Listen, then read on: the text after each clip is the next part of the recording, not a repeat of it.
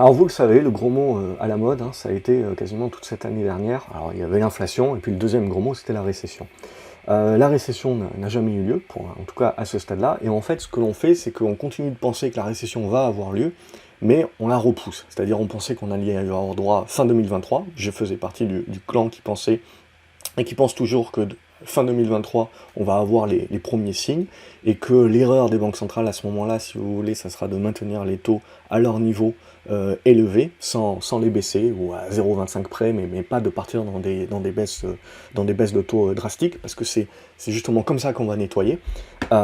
Et donc du coup, ben, on repousse encore de 6 mois. Pour la majorité des gens, vous voyez, 50% de gens pensent qu'on va y avoir droit au premier semestre 2024. Mais la question, si vous voulez, c'est pas récession ou pas récession, c'est globalement, est-ce qu'elle sera forte ou pas forte, c'est ça qui est surtout important. Et pour répondre à ça, il faut regarder le consommateur, notamment le consommateur américain. J'avais passé, je sais plus, un année et demie, les gens aiment bien réduire souvent tout ce qui est dit sur les vidéos à un ou deux éléments, mais pour celles et ceux qui se souviennent, j'ai toujours parlé de la force du consommateur, et de bien, à côté de tout ce qu'on essayait de nous faire peur, vous savez, sur le fait que tout le monde est endetté, etc., patati patata, avec la remontée des taux, ça passera pas, c'est bien de faire le parallèle également sur, ok, il y a eu une croissance de l'endettement, c'est vrai, mais vous avez eu une croissance supérieure des actifs.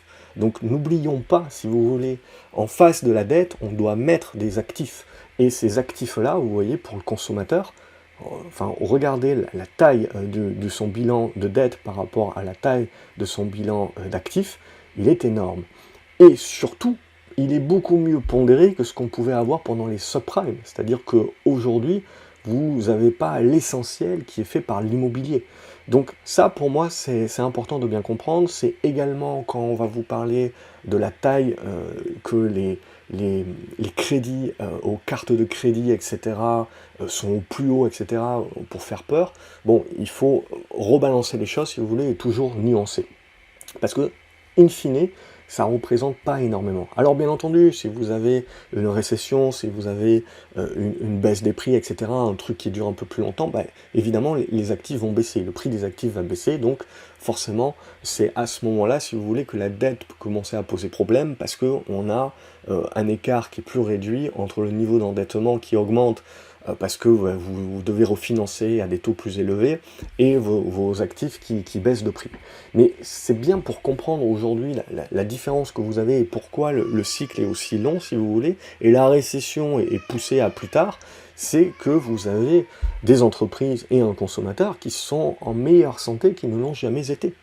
Alors, si vous voulez, on nous met tout ça dans la tête, et donc, si vous voulez, une entreprise, elle va anticiper, et elle va se dire, bah, je vais réduire des dépenses, je vais réduire mes embauches, etc., un certain nombre de choses, parce que, éventuellement, on va se prendre une récession dans les mois à venir, donc je réduis un petit peu mes dépenses, et donc je fais attention à mes niveaux de cash.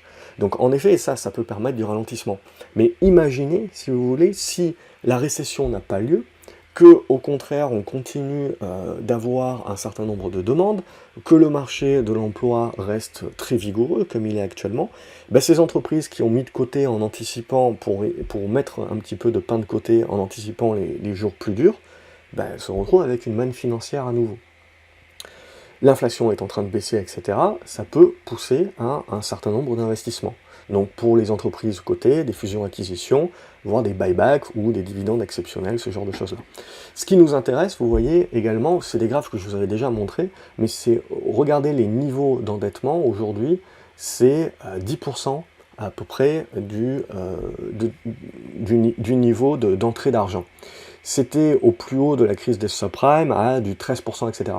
Ça ne veut pas dire qu'il n'y aura pas crise, qu'il n'y aura pas récession, etc. Ça veut juste dire que votre consommateur, votre foyer est quand même en meilleure santé que ce qu'il a pu l'être par le passé. Ça veut dire que vous pouvez toujours avoir des baisses de prix de l'immobilier, ralentissement économique, etc. Mais entre eux, si vous voulez, un ralentissement macroéconomique et le crack, la crise, la dépression économique, le truc bien lourd, voilà, il y a quand même un écart. Il faut nuancer. Et ensuite, tout le monde va vous parler du fait que, voilà, avec l'inflation, etc., bah, il y a de plus en plus de personnes qui ne peuvent pas payer, c'est vrai. Mais globalement aussi, il faut rapporter ça au cycle économique et on est sur des valeurs qui sont entre guillemets normales, c'est quelque chose qui est connu. Et là, vous avez en gros, vous avez la baisse des délinquances, donc des non-paiements des prêts étudiants, c'est surtout parce que ça a été mis en stop par Biden, mais ça a été retoqué. Donc ça fait partie des élections, parce qu'on rentre dans les campagnes électorales dorénavant, donc il y a un paquet de promesses également qui vont rentrer. Ce qu'il faut prendre en compte également, c'est donc le fait que, avec le Covid, on le sait, tout le monde avait mis des pépettes de côté. Les États-Unis, eux, ils sont plutôt cigales. En Europe et en France, on est plutôt fourmis, donc on a encore beaucoup de pépettes de côté. Bien entendu, ça, c'est la moyenne globalement, c'est-à-dire que vous avez des gens avec beaucoup de côté et des gens avec rien de côté. Évidemment, il faut prendre un petit peu soit la médiane, soit la moyenne. Et aux US, ça va être la même chose, sauf que eux, ils sont beaucoup plus cigales, donc ils sont beaucoup moins à avoir de côté dorénavant. Donc on se retrouve avec des niveaux, si vous voulez, de saving qui sont à peu près dans les années pré-subprime. Mais là, à l'époque, c'est parce qu'on n'avait pas beaucoup d'argent de côté, parce qu'on avait tout mis, on avait tout concentré dans l'immobilier et dans l'achat d'une résidence. Donc là, on voit, ça a bien baissé. Donc en gros, c'est ce qui permet pour moi de faire baisser les pressions inflationnistes également. Et ce que l'on voit, si vous voulez, c'est qu'on est en dessous. De notre moyenne. Donc ça, évidemment, on en parle déjà depuis de nombreux mois comme étant finalement, si vous voulez, un archétype du ralentissement économique. Mais ce qui est important de bien comprendre, c'est qu'il y a eu une compensation, et cette compensation se fait avec de l'endettement, et notamment le pire d'entre eux, hein, qui est le credit revolving, qui, avec l'augmentation des taux, aujourd'hui, vous retrouvez des trucs à 16-20%, bref, vous en sortez jamais de ce genre de truc, il faut à tout prix éviter ça, mais c'est ce qui permet, voilà, la carte de crédit, etc., de pouvoir continuer de consommer à crédit, mais parce qu'on a toujours un emploi, on a toujours des augmentations salariales, etc. Mais on commence à arriver vers le point d'inflexion, si vous voulez. Et donc à partir d'un moment, je dirais, le consommateur a été résilient jusqu'à maintenant, mais maintenant c'est une question de quelques semaines, quelques mois, pour qu'il le soit moins, et donc ils doivent se serrer la ceinture, et qu'ils doivent réduire ses dépenses. Et ça, c'est pour ça que pour moi, ce qui va faire la grosse différence maintenant, où on a regardé que les stats inflationnistes, il faut regarder la santé du consommateur, et notamment donc les ventes au détail. Et on va, je pense, de plus en plus apporter d'importance au stade de vente des détails plutôt qu'au stade inflationniste. Et ce qui va être le plus important, c'est que justement, on a besoin que ce consommateur un petit peu galère un petit peu plus, que l'économie galère un petit peu plus pour achever l'inflation. Je rappelle que l'inflation, pour l'instant, baisse essentiellement, alors baisse, on va dire il y a une moindre inflation, parce que vous avez une déflation au niveau des prix de l'énergie. Mais dont on a besoin, c'est également d'une déflation sur les prix de l'alimentaire et surtout sur les prix des locations.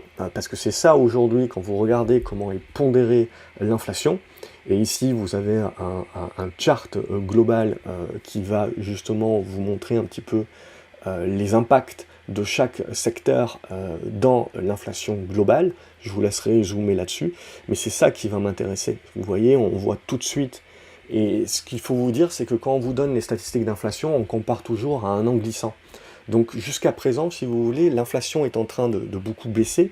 Globalement, vous avez une désinflation, parce qu'aussi, on avait les prix l'été dernier qui étaient au plus haut sur les énergies. Donc en gros, comme aujourd'hui elles sont beaucoup plus basses, eh ben, elles ont un effet négatif sur l'inflation. Mais sinon, l'inflation baisserait beaucoup moins vite, si vous voulez, si l'énergie n'avait pas cet impact négatif-là. Donc ça veut dire qu'il suffirait que l'énergie rebondisse, parce que, comme tout le monde, notre consommateur est résilient, on se dit qu'on ne va pas avoir droit à la récession, donc globalement ça veut dire que le consommateur est toujours là, ça continue de consommer, les émergents sont toujours là, donc on a toujours besoin de pétrole, etc. Donc les prix globalement devraient remonter, ce qui repousserait l'inflation, ce qui mettrait un dernier coup d'arrêt aux consommateurs, et ce qui pousserait, je dirais, l'avènement d'une vraie récession à ce moment-là. Et là, toute la question sera de savoir comment les banques centrales réagiront, et je pense qu'elles réagiront tard, en retard, exprès, pour nettoyer les excès, et c'est là où on peut avoir des revalorisations qui se mettent en place ici, parce qu'on aura un écart entre ce que le marché pense que la Fed réagira en baissant les taux très fortement, très vite, et peut-être un espace de plusieurs mois où la Fed ne fera rien, et le verre sera dans la pomme globalement, parce qu'il ne faut pas oublier que toutes les hausses de taux qui ont été faites par les banques centrales jusqu'à maintenant ne sont pas encore pleinement intégrées dans l'économie. Donc, et elles vont continuer d'être distillées dans l'économie ces prochains mois.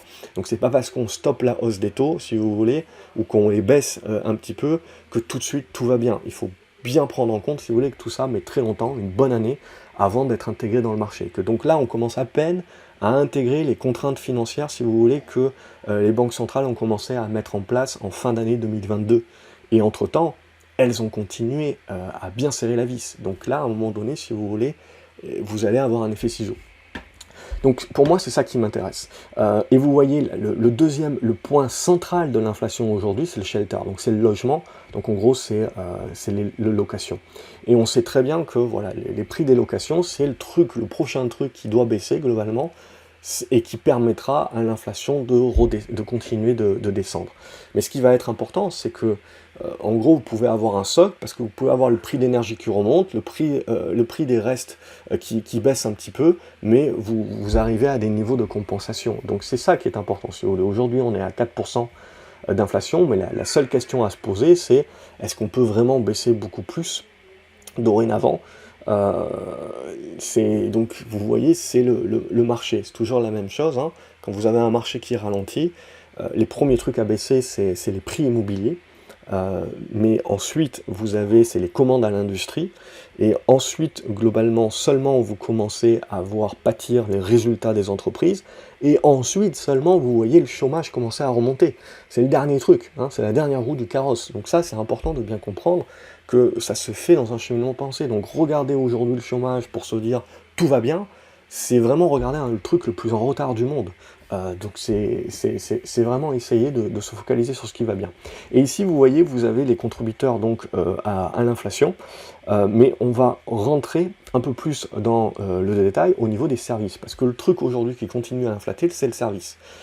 Les biens durables désinflatent, alors que les services continuent à bien inflater, et on voit par exemple tout ce qui est transport est toujours bien en hausse, et le plus gros maillon, alors que les prix des billets d'avion, ils ont bien dissocié, parce que c'est important de dissocier, on voit bien que c'est le transport global en dehors des prix des billets d'avion.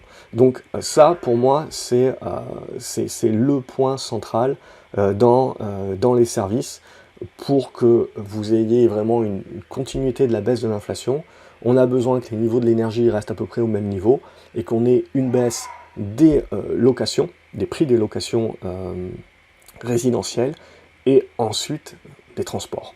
Donc globalement, c'est ça qui impacte le consommateur. Et si vous avez une baisse de ces prix-là, sans une augmentation des prix de l'énergie, eh ben, le consommateur, il a peut-être pas beaucoup, en effet, de réserves d'épargne qui lui restait, mais ça lui fera une pression inférieure par rapport à ses dépenses, et lui permettra peut-être de continuer de consommer sur le reste. Donc vous voyez, c'est loin d'être quelque chose qui est aisé, l'économie et la macroéconomie, et pour moi, voilà, il faut éviter de faire de gros paris, il faut avoir une idée globale sur les choses pour décortiquer, mais il ne faut pas avoir de certitude sur ce qui va réellement se passer, parce que globalement, c'est juste pour moi l'idée, en gros, de départager entre est-ce que le marché va continuer de publiciter les valeurs de croissance, ou est-ce qu'on republicite les valeurs plus cycliques value.